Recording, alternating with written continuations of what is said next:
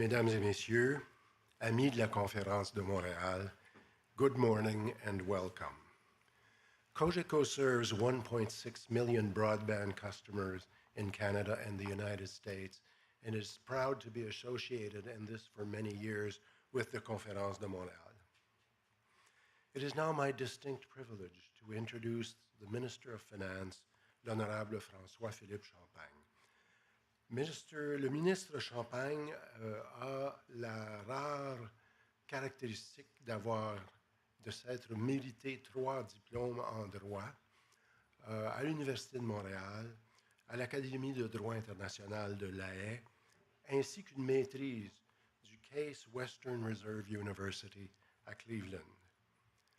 Dans cette phase de sa vie, M. le ministre consacre sa vie au service public à travers la politique. Il a donc détenu plusieurs portefeuilles. Il a été ministre du Commerce international, ministre de l'Infrastructure et des communautés, ministre de l'Industrie, de la Science et du Développement économique, avant de devenir ministre des Finances. Minister Champagne has also had a distinguished career as a business lawyer, having practiced in the United States, Italy, Switzerland, and the United Kingdom. This is particularly important considering the current economic, climate, and political global context. With his business and varied ministerial experiences, Minister Champagne has the skills and the acumen to help steer our economy towards renewed prosperity. We will hear the minister speak about some of the strategic initiatives, such as the need for trade diversification and positioning Canada as an established rule of law-based partner, addressing means to redress our past stagnant growth performance. He'll tell us about the policy roadmap for our industry. He will stress the importance of using technological developments to our advantage, and he will share his approach to fiscal responsibility. Nous sommes privilégiés de pouvoir compter sur un ministre des Finances de sa stature, avec une connaissance profonde des enjeux des affaires et de la politique pour nous aider à rebâtir la richesse dans notre pays. Alors, veuillez vous joindre à moi pour accueillir le député à la Chambre des communes du comté de Saint-Maurice-Champlain et ministre des Finances, l'honorable François-Philippe Champagne.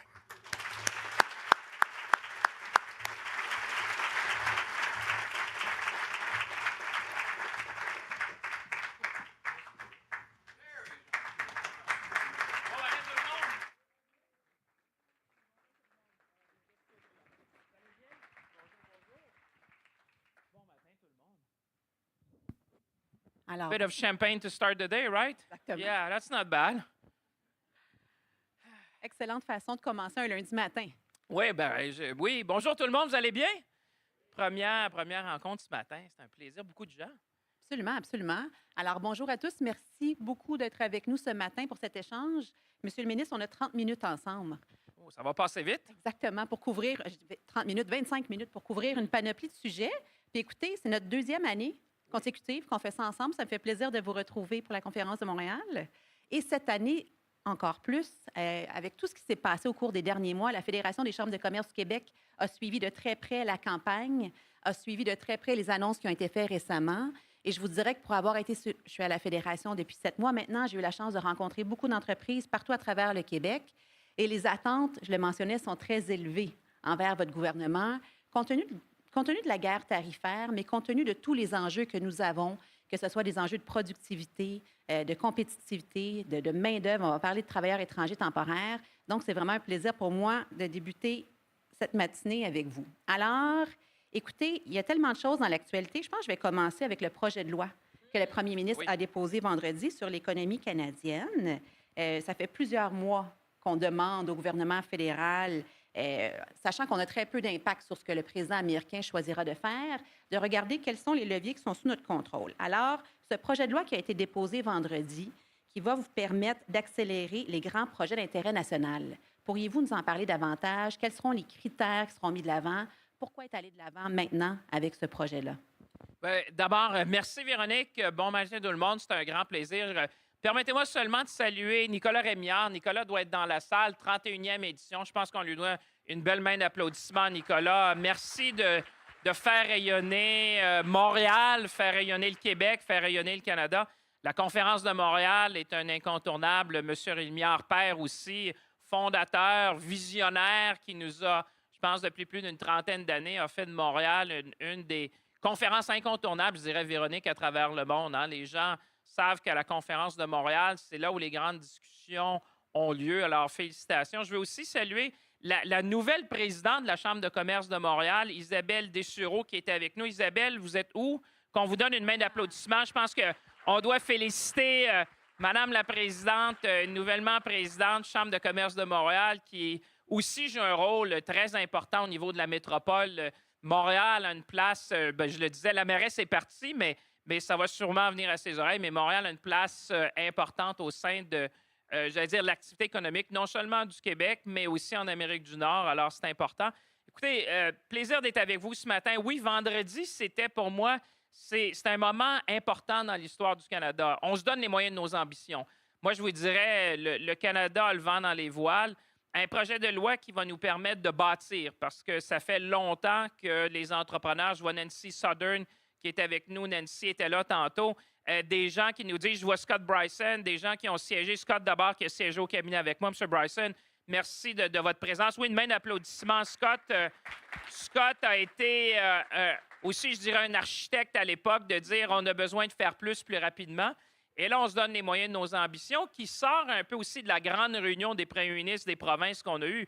Le Canada, Véronique, est plus ambitieux que jamais. Le Canada est plus uni que jamais. Le Canada est plus résilient que jamais face à une menace tarifaire importante qui vient de nos voisins, alors que notre plus grand partenaire commercial nous tourne le dos, alors que notre plus grand allié nous tourne le dos, alors que notre plus grand voisin nous tourne le dos. Bien évidemment, on se prend en main de ce côté-là. Et il y avait des modifications à faire. D'abord, les grands projets d'intérêt national, pour moi, ça va être un catalyse pour relancer l'économie au pays. Hein, on parle de projets ferroviaires, on parle de ports, on parle d'aéroports, on parle de nucléaire, on parle évidemment de minéraux critiques, on parle de corridors énergétiques, on parle même de l'oléoduc. Alors, on est vraiment, tu sais, pour ceux qui nous écoutent dans la salle, qui peuvent se positionner dans l'histoire, pour moi, ça me fait penser un peu avec C.D. Howe en 1945. C.D. Howe avait été un grand ministre, on l'appelait le ministre de tout un peu à l'époque, et C.D. Howe avait réinventé l'économie canadienne. Alors moi, je vois un parallèle entre 2025 et 1945, où là, on se dit, on a tout ce qu'il faut pour réussir dans l'économie du 20e siècle. On a évidemment du vent de face. Il y a un vent de face qui est important de notre partenaire commercial au sud. L'économie mondiale est aussi fait face à plusieurs enjeux. Je pourrais vous en parler parce qu'on présidait le G7 des ministres des Finances il y a à peine 2 semaines à Banff. Mais je pense que dans cette nouvelle ordre économique mondiale-là, moi, j'ai confiance. Je dis, à court terme, il y aura de la turbulence, mais je suis très confiant sur le long terme du Canada parce que là, on se donne des outils législatifs qu'on avait besoin pour faire avancer le pays. Donc, les grands projets nationaux. 2 choses à se rappeler. On a dit un projet, une évaluation. Et on a dit qu'on allait raccourcir le temps d'approbation de ces grands projets-là et on allait créer un bureau des grands projets. Alors, je pense que coordination, consolidation à travers les ministères, c'est une bonne chose. Et je finirai en disant, la grande différence qu'on a mis dans ce projet de loi-là, c'est plus si, mais comment. Et ça, pour moi, c'est un changement de paradigme fondamental au sein de la société canadienne. On n'est plus à se demander si on veut faire des grands projets, mais comment on va les faire, évidemment avec chacun des parties prenantes, que ce soit les communautés autochtones, que ce soit les provinces, les territoires, mais penser dans un pays comme le Canada où le message, puis je pense à Scott et les autres qui travaillent dans le domaine bancaire, the message we're sending to the world is Canada is ready to build, and it's no longer if, but how. This is a game changer for our nation. C'est effectivement très emballant pour les entreprises, pour les promoteurs, puis la prévisibilité, vous le savez, ça va être le mot-clé si on veut réussir à vous supporter dans ces grandes ambitions. Je vous ramène maintenant, parce que là, on a les grands projets, il y a beaucoup de choses. Je vous amène du côté de la défense. Depuis 1 an, on ne parlait jamais de défense au Québec, au Canada. On en parle sans arrêt depuis un peu plus d'1 an. Le premier ministre devrait annoncer possiblement aujourd'hui une annonce en lien avec les investissements, mais il l'a déjà mentionné, qu'il souhaitait investir davantage au niveau de la défense. Moi, j'aimerais vous entendre. Est-ce qu'on va mettre en place une stratégie industrielle de la défense canadienne? Comment on va s'assurer qu'au Québec, nos entreprises dans l'aérospatiale, dans la cybersécurité, dans le transport terrestre puissent bénéficier de ces investissements-là qui seront faits? Et dernière question, on parle aussi beaucoup de Rearm Europe, qui est un plan de 800 milliards d'investissements. Quelle est votre vision et comment les entreprises pourront-elles bénéficier de tous ces investissements qui seront faits? Oui, bien, écoutez, c'est très important. D'abord, merci, Véronique, d'abord pour tout le travail de la Fédération des chambres de commerce du Québec, parce que vous avez raison. Plus tard aujourd'hui, le premier ministre va annoncer, il y a une grande annonce sur les investissements militaires. Moi, je dis, le Canada sera au rendez-vous. Vous savez, depuis 1989, la chute du mur de Berlin, il y a eu un certain désinvestissement en matière de défense dans plusieurs pays de l'Ouest. Et là, il y a une question de rattrapage, c'est-à-dire qu'on veut faire notre part, on veut protéger la souveraineté du Canada, on veut s'assurer que le Canada ait les moyens aussi de défendre son territoire. Le Nord n'a jamais eu une importance aussi cruciale que maintenant. On sait les activités de certains pays étrangers dans les eaux territoriales. Alors, on a besoin, évidemment, de faire plus. Mais je dis en même temps, il faut se servir de ces investissements-là comme un moteur de développement économique. Alors, effectivement, le Québec, là-dessus, même Véronique, a une place quand même de choix. Pensez à des entreprises comme CAE. Hein, je vais vous donner une chose. CAE, pour ceux qui ne savent pas, et je ne sais pas s'il y a des gens de CAE dans la salle, mais CAE, qui est une entreprise de chez nous, de Montréal, une entreprise québécoise, entraîne tous les pilotes américains. Alors que vous soyez dans le Air Force, Marines, Navy, or the other branch, which is, I don't know if they have planes in the Space Force, mais tous les pilotes qui pilotent aux États-Unis sont entraînés par CAE. Donc, vous prenez des entreprises comme CAE qui sont déjà des piliers en matière de défense nord-américaine, des piliers au sein de l'OTAN. Pensez à Bombardier. Pensez aussi à des entreprises comme General Dynamics qui sont très présents chez nous, à Valleyfield, à Saint-Augustin. Ils sont aussi présents du côté de Longueuil. Alors, moi, je dis, dans ces redessins-là de défense, il y a une opportunité industrielle importante. Vous savez, les pays comme les États-Unis qui investissent en défense ont souvent des investissements très importants en recherche et développement, en innovation. À bien des égards, on développe des produits militaires. Et éventuellement, ça vient aussi sur une utilisation civile. Alors, nous, on va s'en servir comme levier économique parce qu'évidemment, ce qu'on veut faire avec ça, l'idée, c'est pas nécessairement d'envoyer un chèque chez des manufacturiers dans d'autres pays, mais c'est plutôt de dire comment chez nous, on va redessiner certaines de notre capacité industrielle pour rencontrer les opportunités. Je vous donne un exemple que j'ai vu hier dans la presse, mais ça va sûrement vous faire réfléchir des choses qu'on pourrait faire. Je voyais que Renault, manufacturier français, se lance dans la construction de drones pour l'Ukraine.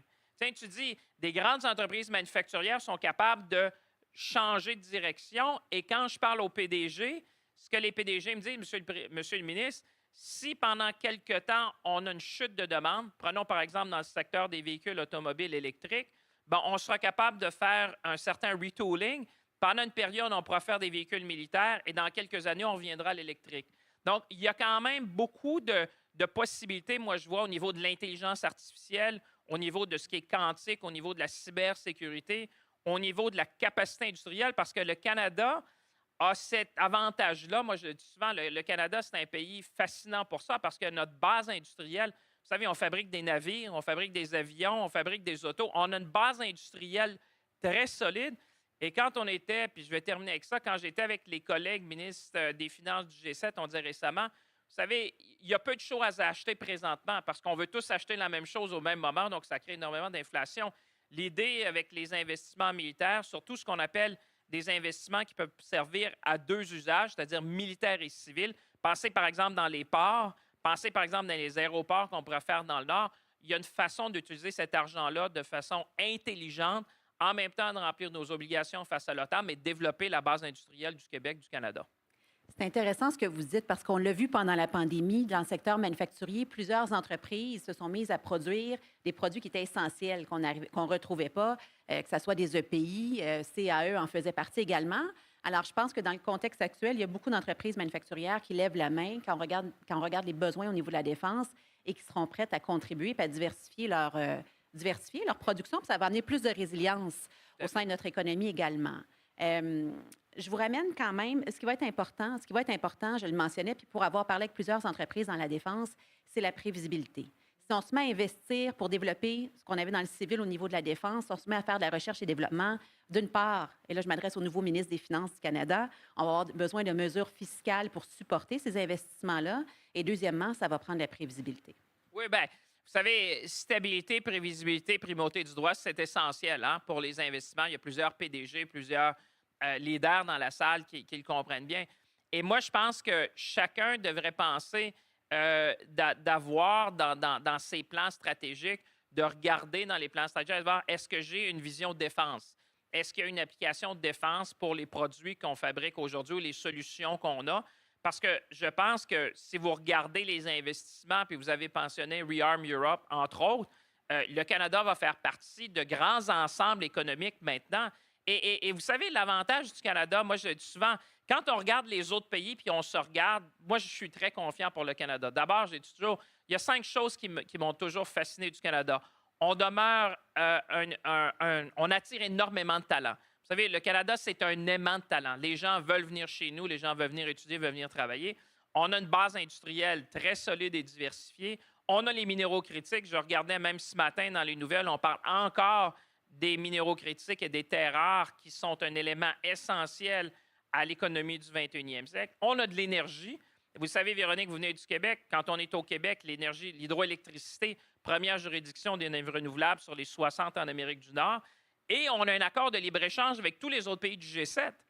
Alors qu'on est dans un air où ce sera plus difficile d'en faire, moi, je pense qu'on a vraiment le vent dans les voiles.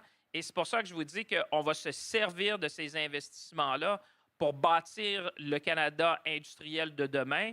Et certainement, on va être capable non seulement de développer notre capacité industrielle, mais moi, je pense d'attirer des investissements.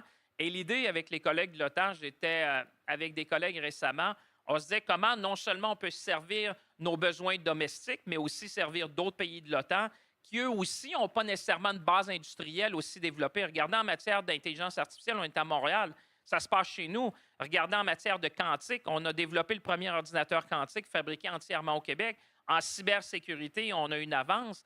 Donc, on est non seulement sur des transversales industrielles, mais on est aussi sur les technologies numériques. Donc, quand vous mettez ça ensemble, la dynamique du conflit a changé avec l'Ukraine, on l'a vu. Alors, le Canada, moi, je pense qu'il est bien positionné là-dedans. Puis je pense que je vois Goldie Hyder. Goldie is with us as well. So, glad to have you, sir, with us because you're doing also a great job and we need Team Canada. Everyone elbows up because we're going to win together. So, Goldie, good job. En fait, la défense, l'industrie de la défense va nous amener à travailler sur la diversification des marchés. Quand on regarde au cours des dernières années, des 20 dernières années, l'aiguille de la diversification a très peu bougé. On est toujours très dépendant du marché américain, donc certainement que la défense et que nos alliances que vous développez avec les pays de l'OTAN permettra d'en faire davantage. Je nous ramène aux tarifs de 50 les tarifs de 50 qui sont en place depuis une semaine. Alors, les entreprises dont les camions traversent la frontière à tous les jours, pour eux, c'est très concret, c'est bien réel, ces tarifs-là. Ceci étant dit, on le voit depuis janvier, notre économie est quand même résiliente. On a perdu dans le secteur manufacturier canadien 40 000 emplois, grande partie en Ontario, mais également au Québec. Ça nous touche également. Et quand on parle avec les entreprises manufacturières exportatrices, ils nous disent qu'il y a très peu de contrôle. On a très peu de contrôle sur ce que l'administration Trump va choisir de faire. Mais qu'est-ce qui pourrait nous aider ici? Qu'est-ce que nos gouvernements pourraient faire pour nous aider? Donc, stratégie industrielle de la défense, ça en est une. Contrat public, j'aimerais vous entendre parce que nos entreprises le disent depuis longtemps. C'est pas normal que quand nous, on veut faire affaire avec le gouvernement américain ou français, on aille à s'implanter sur place. Mais à l'envers, une entreprise étrangère peut venir faire affaire avec notre gouvernement sans avoir de contenu local. Travailleurs étrangers temporaires, Monsieur le ministre, c'est encore l'enjeu numéro 1 de nos PME partout à travers le Québec. Le gouvernement fédéral et provincial ont annoncé des restrictions l'automne dernier, ce qui fait en sorte que les travailleurs dont les permis de travail arrivent à échéance doivent quitter le Québec. Parfois, c'est 50 60 de nos usines qui sont des travailleurs étrangers temporaires. Puis je vous en parle parce que ce sont des gestes qui peuvent être posés par votre gouvernement et le gouvernement Legault, qui n'ont pas nécessairement d'impact financier et qui permettraient à des entreprises qui ne sont pas affectés par la guerre tarifaire de continuer à faire rouler l'économie régionale. Là, je parle d'immigration, des travailleurs étrangers temporaires, puis les contrats publics. Quel meilleur signal envoyer à nos entreprises que de rester au Québec, rester au Canada? Il y aura des opportunités pour vous. Alors, On dirait que vous lisez dans ma pensée. J'aime ça parce qu'on pourrait faire ça ensemble. D'abord, il y a plusieurs choses dans ce que vous dites. D'abord, il y a une chose qu'on doit faire au Canada, c'est de développer des corridors Est-Ouest. Parce que vous savez, l'économie canadienne s'est beaucoup développée sur des corridors Nord-Sud. Alors, c'est un changement de paradigme qui est en train de se produire. Quand on parle d'avoir une économie canadienne, on va le réaliser ensemble. Parce que là, comme, pour vous donner une idée, d'abord, puis vous savez, moi, je viens de la ruralité aussi. Si on veut que nos PME puissent exporter, des fois, c'est particulier de voir qu'on a des PME qui exportent plus aux États-Unis qu'en Ontario ou au Nouveau-Brunswick, alors qu'il y a des marchés qui sont tout aussi disponibles de ce côté-là. Alors ça, on doit faire ça. Une économie canadienne, c'est une chose essentielle. Et moi, je suis content de voir le leadership du premier ministre qui a donné une échéance aux premiers ministres provinciaux et de voir le Québec aussi avec tous les autres premiers ministres de dire on va y arriver ensemble parce que ça, déjà, vous parlez de mesures qui n'ont pas d'impact financier. Vous comprenez, comme ministre des Finances, je les aime, ces mesures-là. Ça, c'est une mesure dans laquelle on peut se donner une économie canadienne puis augmenter, évidemment, le PIB canadien.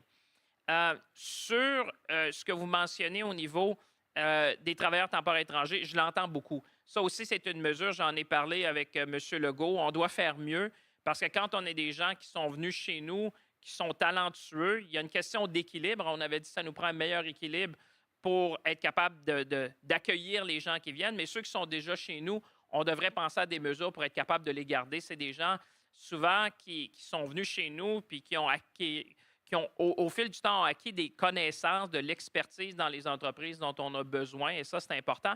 Et les marchés publics, écoutez, pour moi, là vous touchez à mon cœur, là, Véronique. Vous ne le savez pas, là, mais vous touchez à mon cœur parce que ça fait tellement d'années qu'on dit, est-ce qu'on ne peut pas faire de l'achat préférentiel canadien? Est-ce qu'il n'est pas temps, comme Canadien, qu'on achète canadien? Pour moi, j'oserais dire, je ne veux pas prendre un slogan, là, mais c'est du gros bon sens. Et là, non seulement on va le faire, non seulement on va en parler, mais là, on va le faire. Alors, je ne peux pas vous dire l'annonce que je vais faire plus tard cette semaine parce que vous n'allez pas me réinviter à la prochaine conférence. Mais vous allez voir quelque chose cette semaine où non seulement on en parle, mais là, on va changer des règles qui vont nous permettre de le faire. Et ça, pour moi, c'est essentiel parce que, comme vous dites, dans un monde en pleine transformation économique, il va de soi que l'on favorise les entreprises canadiennes qui peuvent offrir des biens et des services. Pour moi, dans une économie comme celle-là, on a besoin et on a des outils. Il y a, par exemple, des exceptions de sécurité nationale. Vous savez, on doit faire plus vite et avec plus d'ambition. Moi, je pense que ma plus grande mission, et je vois que le temps file, mais s'il y a une chose que j'espère va ressortir de la conférence de Montréal de cette année, c'est de se donner confiance. C'est de se dire qu'on peut faire des grandes choses et d'amener le Canada à un niveau d'ambition plus élevé. Et de l'ambition, bien, ça passe, comme vous dites, par de la diversification économique. Ça passe par des contrats publics dans les entreprises canadiennes. Ça passe aussi par un Canada qui s'affirme à l'échelle mondiale. Cette année, on a l'opportunité de présider le G7. Le Canada est sur la sellette. Le Canada, quand on était à Banff, je vous dirais récemment, il y avait 175 médias d'accrédités qui étaient là. Ça vous montre à quel point le Canada peut montrer la voie dans un monde où il y a de la turbulence, où on doit rétablir la croissance et la stabilité. Moi, je pense que le Canada peut être un exemple pour le monde. Et le premier ministre Carney inspire justement le sérieux, la confiance et l'ambition. Et je pense qu'on est en train de développer un mouvement social au Canada où on va vraiment aller chercher notre plein potentiel ensemble. Alors, j'espère que la conférence de Montréal sera un peu cette bougie d'allumage-là d'ambition et de confiance pour un pays comme le Canada cette année. Alors, les entreprises québécoises seront certainement au rendez-vous pour vous supporter dans cette vision ambitieuse-là. La prochaine question sera en anglais. You were at the G7 for the Ministers of Finance recently, which was held in Canada. Can you tell us a bit of what the outcome was and how you foresee the future with the G7 coming up next week as well? So there's different G7 meetings. So this was the G7 finance minister with central bank governors. The next one is in Kananaskis in about a week. This was good. Honestly, it's always about promising and over-delivering. I've learned that from Scott Bryson. In politics, always good too. Because when people walk into that meeting, there was a lot of questions whether we could rally everyone beyond a common cause. Our American friends were there. They were very engaged. And my mission at the time was to go back to our core mission.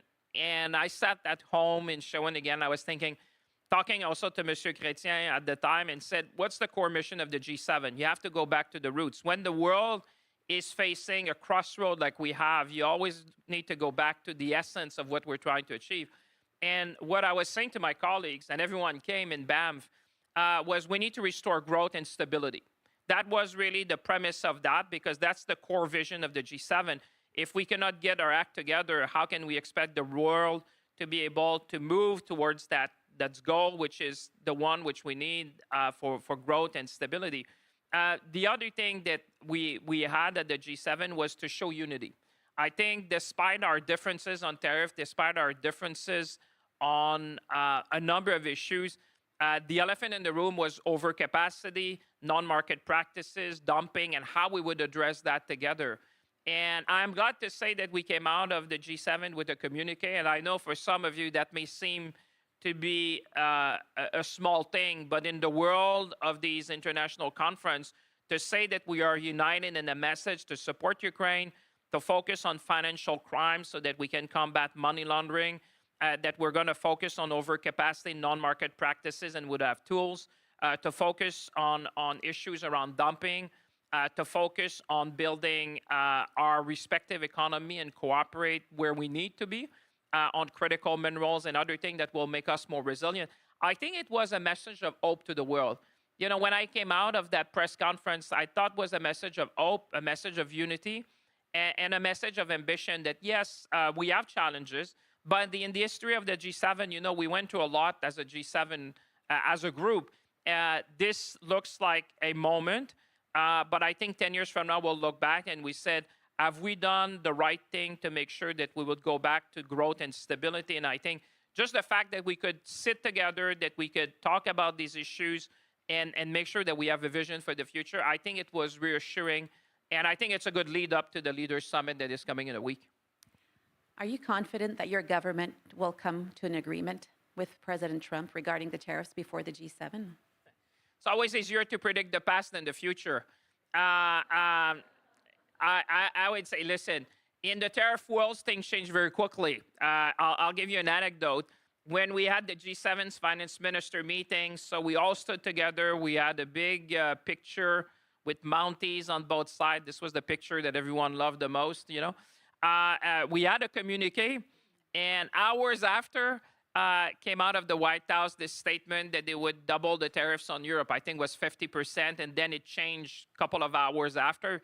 Listen, in the tariff world, it's very difficult to predict what may or may not happen, but it is clear that with Prime Minister Carney, we've been very clear that the first mission we have is to fight this tariff, is that it's not an issue about counter-tariff, it's that we don't want any tariff. Then we're going to protect our worker in our industry, and we're going to build this country. Because, and I go back to what you said at the beginning, because it was very thoughtful, as always, Véronique. You said, and I like that phrase of the Prime Minister, you say, we can do more to ourselves than anyone can take away from us. And this is about building one Canada.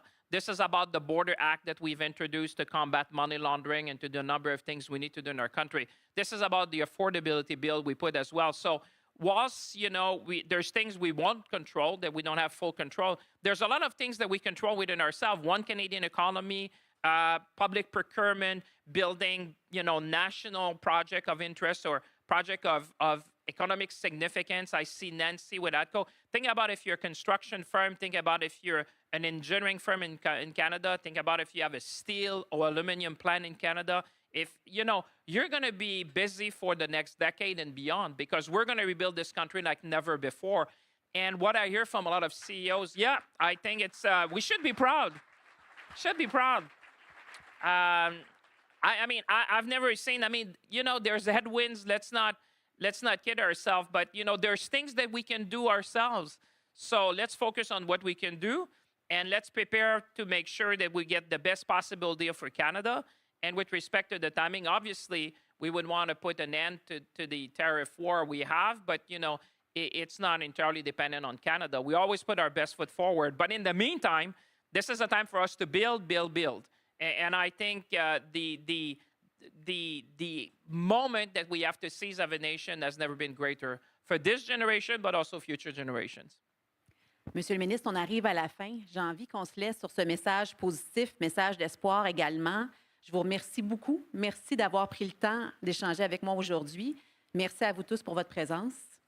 Well, I would say merci tout le monde. Merci d'avoir été là. Let's seize the moment. Let's be ambitious. Let's build together the Canada of the future. Merci tout le monde.